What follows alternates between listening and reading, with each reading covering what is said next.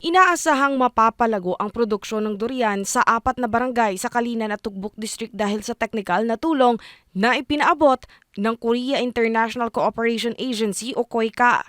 Ang KOICA ang kinikilalang organisasyon na nakatutok sa Official Development Assistance o ODA mula sa gobyerno ng South Korea. Ayon kay Project Officer Samuel Park, kabilang sa unang yugto ng kanilang proyekto ang pag-organisa sa mga magsasaka. Sa katunayan, nakabuo na sila ng isang kooperatiba ng mga magsasaka na may 74 na miyembro. Isinailalim na nila ito sa mga pagsasanay para sa mga eco-friendly farming, infrastructure support at iba pang capacity building activities. Sa nasabing pagsasanay, mayroon silang isang trial farm para mas mapakita sa mga magsasaka ang mga pamamaraan at resulta gamit ang teknolohiya.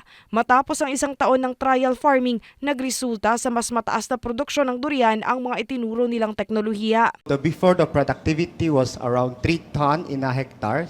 So after 1 year of trial farm, they have seen it becomes 11 ton of durian harvest. So that's what the farmers are adapting. It's like what you see is to believe.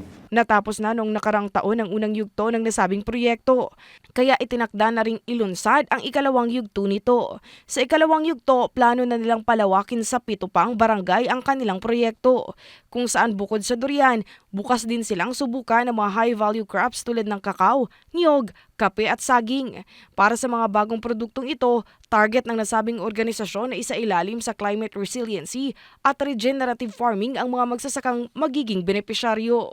Phase 2, we're accommodating or those crop that farmers has, and then we're going to expand their business model and then production model. Ang nasabing organisasyon ay matagal na ring nakikipag-ugnayan sa Mindanao Development Authority o MINDA para maiposisyon ang Mindanao sa global agribusiness at rural development sa pamamagitan ng Sustainable Agricultural Environment Establishment Project kasama ang mga magsasaka sa Mindanao. Mula sa PTV Davao, Regine Lanuza para sa Pambansang TV sa Bagong Pilipinas.